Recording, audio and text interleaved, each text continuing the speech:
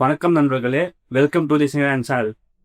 இன்னைக்கு நம்ம பார்க்க போகிற மூவி வந்து பிருத்திவிராஜ் சுகுமாரன் நடிச்சிருக்கிற ஐ நோபடி. இந்த ஐ நோபடி படத்தோட கதை என்னன்னா, ஒரு ஹீரோ வந்து ஒரு 3 பேர் பேங்க் ராபரியில் வந்து அவரையும் கிட்னாப் பண்ணிட்டு அந்த பணத்தை எடுத்துகிட்டு போயிடுறாங்க. பட் அந்த பணத்தை எடுத்துன்னு போகிற டைம் அப்போ இந்த ராபர்ஸ் எழுதுறாங்க அண்ட் பணமும் காணாமல் போயிடுது.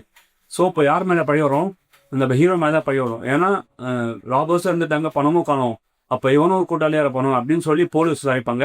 அதே சமயம் அவங்கள சுற்றி இருக்கிற மக்களும் அவரை பிளேம் பண்ணுவாங்க. இந்த சுச்சுவேஷன்லேருந்து ஹீரோ பிருத்திவிராஜ் தப்பிக்கிறாருன்னு தான் கதை. ஸோ இந்த ஐ நோபடி படத்தில் பிருத்திவிராஜ் சுகுமாரனும் அண்ட் பாரஜன் நடிச்சிருக்காங்க. மியூசிக் வந்து ஜேக்கப் பிச்சை தான் பண்ணியிருக்காரு. டைரக்ஷன் வந்து நிஷாம் பாஷி பண்ணியிருக்காரு. நிஷாம் பாஷி உங்களுக்கு யாருன்னு தெரியலனா, மம்முட்டியோட 2022 ஸ்டாரர் ரோஷாக் படம் பார்த்தீங்கன்னா உங்களுக்கு தெரிஞ்சுக்கும் அவர் யாருன்னு சொல்லி. மம்முட்டியோட ஃபிலிமோகிராஃபிலே வந்து ரோஷாக் வந்து ஒரு டிஃப்ரெண்டான மூவி, ஒரு பியூர் டீப் சைக்காலஜிக்கல் மூவியாக இருக்கும்.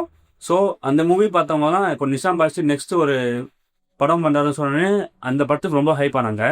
ஸோ அந்த படம் தான் ஐ நோபடி. ஐ நோபடி வந்து ஒரு மலையாள படத்தில் ஒரு பக்கா மெயின் ஸ்ட்ரீமான படம். என்னன்னா படத்தில் வந்து ஒரு கமர்ஷியல் ஆஸ்பெக்ட் எல்லாமும் ஒரு ஃபுல் ஸ்டெச் ஒரு ஆக்ஷன் மசாலா படமாக தான் இந்த படம் வந்துச்சு. ஃபர்ஸ்ட் ஹாஃப் வந்து one of the best first ஹாஃப்னே சொல்லலாம். ஸ்டார்டிங் ஃபர்ஸ்ட் இருந்து ஒரு செகண்ட் கூட பிரேக் விடாமல் டேரக்டாக ஸ்டோரிக்குள்ளே போயிடுவாங்க.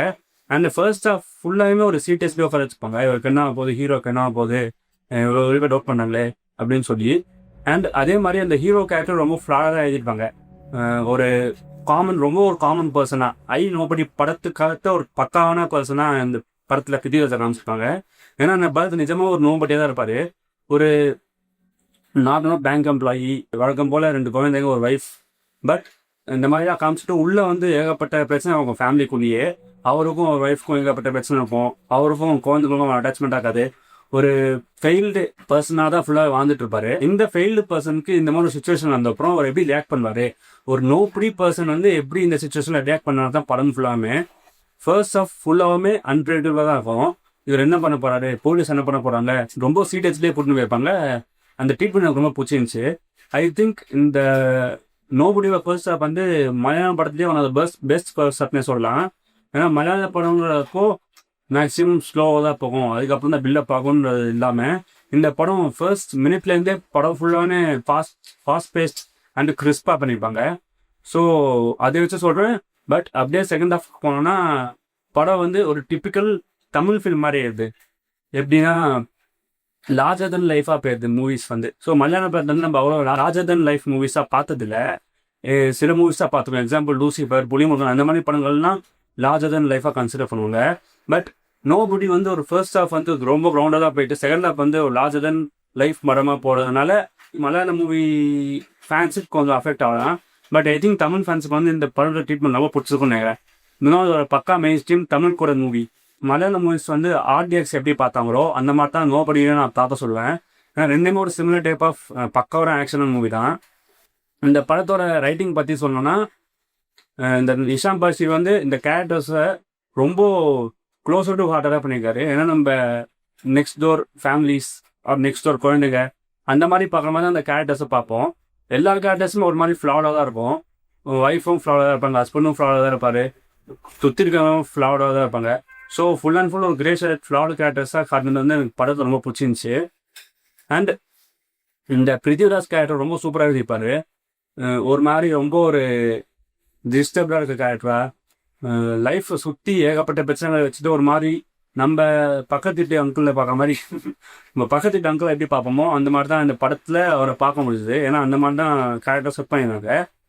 அண்டு பாரதியோட பெர்ஃபார்மன்ஸும் நல்லா இருந்தது. பட் இந்த படத்தோட மேஜர் ப்ளஸ்ன்னு என்னதுன்னா அவங்களோட சினிமாட்டோகிராஃபி அண்ட் எடிட்டிங் தான். சினிமாட்டோகிராஃபி அண்ட் எடிட்டிங் வந்து அவ்வளோ ப்ளஸ்ஸாக இருந்துச்சு.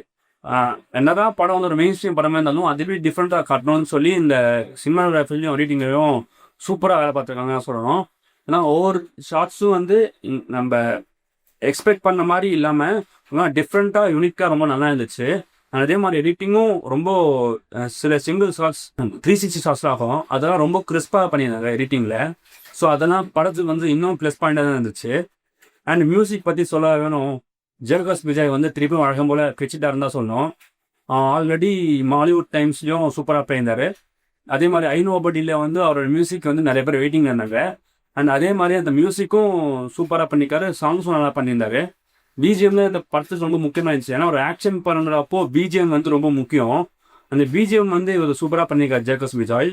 இந்த படத்தோட இன்னொரு ப்ளஸ் பாயிண்ட் வந்து ஆக்ஷன் கொரியோகிராஃபி தான். ஒரே ஒரு தனிநபர் வந்து அவ்வளோ பேர் அடிக்கிறப்போ அது வந்து ரிலீஸ்க்கு ஆகிறது ரொம்ப கஷ்டம்.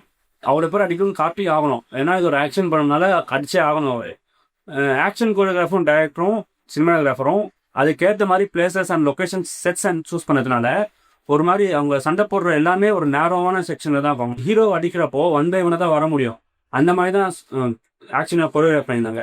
ஸோ அதனால பார்க்குறப்போ ரொம்ப விரிவலமாக இருந்துச்சு பார்க்கறதுக்கு. சரி, ஒரு ஆள் வந்து எப்படி 100 பேர் அடிக்க முடியும், அதுதான் இந்த படத்தோட யூஎஸ்பின் மாதிரி வச்சுக்கோங்க.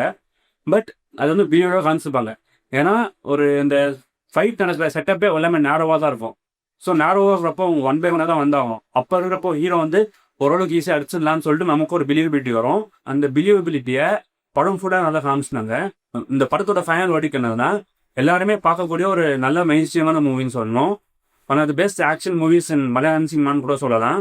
ஏன்னா படம் வந்து ஆக்ஷனில் ஒரு குறைய சொல்லாத அளவுக்கு பக்காவாக பண்ணிட்டாங்க. பட் செகண்ட் ஹாஃப் வரப்போ ஃபர்ஸ்ட் ஹாஃப்லேருந்து கொஞ்சம் டீவைட் ஆகிட்டு ரொம்ப எங்கெங்கேயோ கோதே மாதிரி தோணுது. நம்ம தமிழ் ஆடியன்ஸ்க்கு வந்து இப்படின்னா ஃபீல் ஆகாது. ஏன்னா நம்ம இந்த மாதிரி லார்ஜர் தென் மூவிஸ் வந்து நிறையா டைம் பார்த்துருப்போம். ஸோ மலையாளம் ஃபேன்ஸுக்கு வந்து இந்த படம் கொஞ்சம் செட் ஆகாமல் போகலாம். பட் தமிழ் ஆடியன்ஸ்க்கு வந்து ஒரு பக்கா ஷார்ட்டான commercial movie. So Tamil audience Malayalam ஆடியன்ஸோட நல்லா என்ஜாய் பண்ணணும்னு எனக்கு ஃபீல் இருக்குது. So that's it for the video. இந்த வீடியோ உங்களுக்கு பிடிச்சிருந்துச்சுன்னா லைக் பண்ணுங்கள், கமெண்ட் பண்ணுங்கள், ஷேர் பண்ணுங்கள். அண்ட் இதே மாதிரி உங்களுக்கு நிறைய வீடியோஸ் பார்ப்பாங்கன்னா தி சினிமா சேனலுக்கு சப்ஸ்கிரைப் பண்ணுங்கள். தேங்க்யூ.